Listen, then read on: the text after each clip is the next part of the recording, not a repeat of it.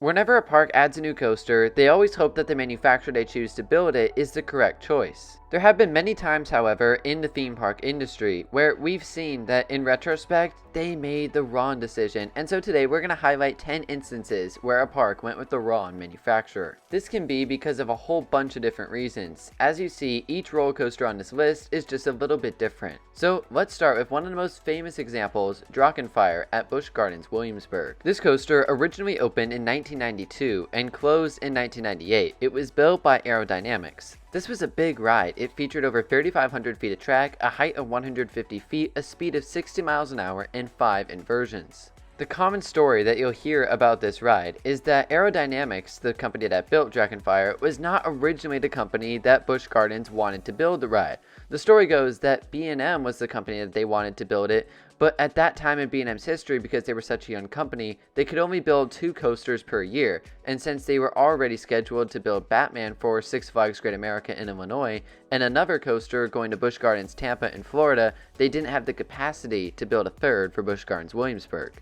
So they hired Aerodynamics to do it, and had them try to copy B&M's work. This resulted in new elements for Aero, elements that were not the typical cookie cutter inversions that we've seen on so many of their looping coasters over the years. This also resulted in a new type of support structure that this ride featured. Because of these factors, the comparison was always drawn between Drachenfire and Kumba, which has been operating at Busch Gardens Tampa since 1993. It's a B&M looper that is very well received. The comparison is certainly fair. They both opened at the same time practically at Busch Gardens parks, and there's no doubt that Kumba has been a much better experience. For one thing, it's still around. Kumba is an absolute classic at its own park, while Drachenfire has become nothing more than infamous. That being said, not all the details of that story I just shared are actually true.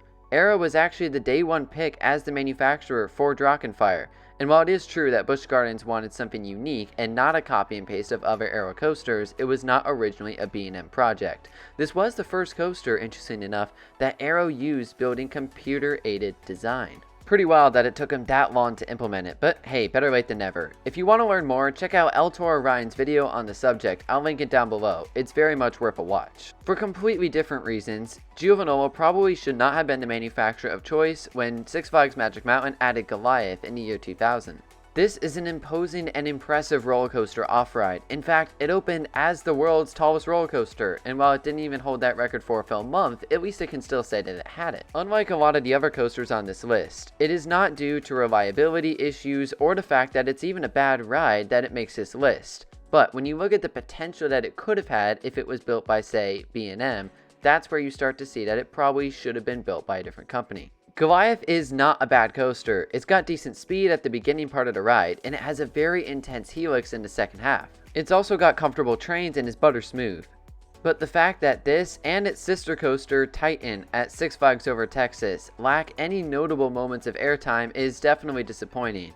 Yeah, Titan didn't quite get off the hook on this one, despite the fact that it has an extra helix before the mid-course. Again, these are not bad coasters. The only reason they make the list is because if they'd been built by a company like, say, B&M, I think we would view them a lot differently. Let's move on now to one of the strangest Vekoma SLCs in the world, Odyssey at Fantasy Island in the UK. Based off the original plans that were released, this coaster was going to be 265 feet tall, which would have been Europe's tallest roller coaster and would still be the second tallest roller coaster in all of Europe, and also the UK's tallest coaster, which it still would have that record to this day. Instead, all we got was a measly 167 foot tall, 62 mile an hour, 5 inversion SLC. So disappointing. And no, this coaster does not make the list because the lift hill and brakes are powered by a Dunn powered generator. While that is a crappy situation, it makes the list for entirely separate reasons. I have two in mind. Number one is the fact that this coaster had a lot of issues after opening. It had issues with vowing, and elements had to be reprofiled after just its opening year. Also, the restraints had to be modified because multiple women complained of nipple burning. Yes, this is the same coaster that is powered by poop.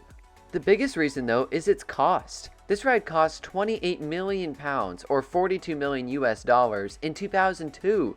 That's the most expensive roller coaster in the UK's history, even without adjusting for inflation. When you do adjust for inflation, it comes out to approximately 57 million pounds or 87 million US dollars. That, my friends, is wild. Let's go back to the United States now and Kennywood for Steel Curtain. This monster of a coaster originally opened back in 2019, built by S&S Worldwide. It has a length of 4,000 feet, a top height of 220 feet, and a speed of 75 miles an hour. It was also a record breaker with 8 inversions, the most in America. I'll give S&S credit from a layout perspective. They were very creative to fit in those 8 inversions in the way they did. And to call back to a coaster we talked about earlier, the ride starts with a Drachenfire dive loop. And this is actually the only coaster in the world to feature that inversion, so I give them credit there. But this coaster from a reliability standpoint has been an absolute disaster. In fact, it's been standing but not operating since 2023. The future of this coaster is always in question, and because of the fact that it can't stay open, it makes the list. You just wonder if someone like Vekoma had taken on this project, if we would have seen the issues that this coaster has continually had. Unfortunately, S&S does kinda have a history with their coasters having downtime. For Kennywood's sake, I really hope that they figure it out, because it would suck to have to remove a ride so notable like this. But as of right now, it has really been a disappointing experience for Kennywood. And you know what? Let's stick within the gates of Kennywood for our next one, Steel Phantom, which opened in the same park back in 1991.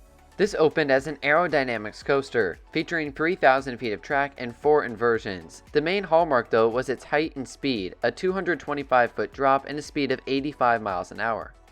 After 2 big drops, the ride would conclude with its 4 inversions. In concept, this should have been a really good roller coaster, and maybe when it opened, it was the best coaster in all of America.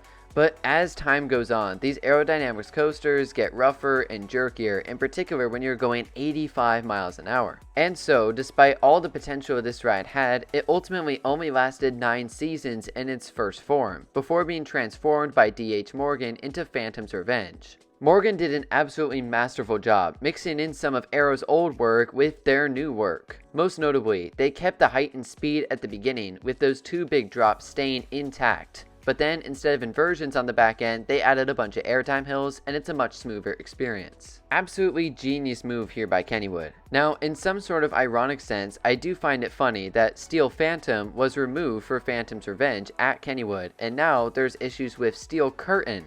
Could we get a Curtain's Revenge in the future? Speaking of infamous roller coasters, Son of Beast at Kings Island was one of the most infamous roller coasters of all time, originally opened in 2000 and built by the Roller Coaster Corporation of America. There seemed to be some corners that were cut in construction, and that definitely did not help the overall experience on Son of Beast when you actually got an opportunity to ride it. There were very few that enjoyed this roller coaster, but you can't deny that it was incredibly impressive from a size standpoint. This coaster had a brutal 7,000 feet of track. Usually, we would rejoice over something like that as coaster fans, but when a ride is this rough, it is not something to rejoice about. This was also the world's first hyper wooden coaster, i.e. the world's first wooden coaster to go over 200 feet, and the world's first wooden coaster to have a vertical loop. Besides the height and speed, that element alone made Son of Beast stand out. Unfortunately, by the time the ride closed, they had to remove the vertical loop because the new Premier Rides trains couldn't traverse the loop. That was incredibly unfortunate, and it took away the ride's main calling card. So overall, Son of Beast was an absolute disaster from day one. And really, I could include any coaster built by RCCA, to be frank. They were pretty much all disasters. Let's move on now to Cedar Point's Top Thrill 2, the refurbishment of the old Top Thrill Dragster. Top Thrill Dragster opened back in 2003 with a height of 420 feet and a speed of 120 miles an hour, getting there via an Intamin hydraulic launch. That launch looked incredible, but for 2024, Cedar Point hired Zamperla to completely transform Top Thrill Dragster into Top Thrill 2. Besides the theme change, the more important change was the ride itself. Zamperla removed the hydraulic launch in favor of an LSM multi-pass launch. This meant that they had to include one of the biggest spikes that we've seen on a coaster. But on paper, this looked like a really nice change. While you wouldn't have the power of that original hydraulic launch, the ride time is increased, and the coaster only stands out more in the skyline now. Unfortunately though, this coaster has had a whole host of problems. It's been SP&O since May, and will be closed for the remainder of the 2024 season. Some have said that Zamperla was in over their head a little bit because of the fact that they had never done anywhere close to this big of a roller coaster before. And I think there could be some truth to that. Maybe Vekoma would have been a better pick, for an example. That might be true, but I can tell you right now that Zamperla would have been a better pick for Viking Roller Coaster at Energylandia, a Wild Mouse coaster that was built by SBF Visa. You know it's bad if a Wild Mouse gets included on a video like this. This ride opened in 2014 with its park, Energylandia. Unfortunately, this is said to be one of the world's worst roller coasters, and it's for something that is completely avoidable. This ride has over-the-shoulder restraints. I really can't think of a reason why this ride needs over-the-shoulder restraints. There are so many coasters around the world that are much more extreme than this that have just lap bars and do just fine. This still makes absolutely no sense to me, at least when you look at a ride like Coast Rider Knott's that was caused because of an accident that had happened previously. But these over-the-shoulder restraints are just completely unnecessary. And the last coaster for today is Wildcat at Lake Compounce. Now, the original manufacturer choice for this coaster was quite good. PTC, or Philadelphia Toboggan Coasters, has built lots of amazing rides around the world. So what are you talking about, you might ask? Well, I'm talking about some of the manufacturer choices for refurbishments for this ride over the years. Wildcat originally opened in 1927, so there's no doubt that it needs a lot of maintenance. In 1986, they had the Din Corporation come in and do significant work on it, and that seemed to be a mistake. The ride was not running well after that. Then, in the mid-2010s, they had Martin and Fleming Kicks come in and retrack almost the entire coaster, and this completely backfired. The coaster came out shakier than ever, even with the GCI Millennium Flyer trains. But there's good news. Lake Compounce finally got it right when they hired the Gravity Group to come in and retrack it for the 2024 season, and from rider reports, it is running better than ever. I love to see Lake Compounce's commitment to this old classic roller coaster.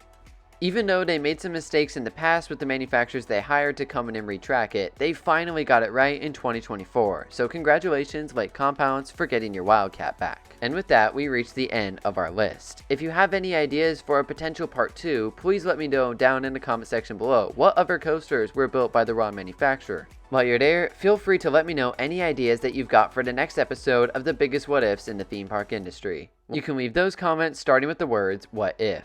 But until next time, thank you so much for watching, and we'll see you then.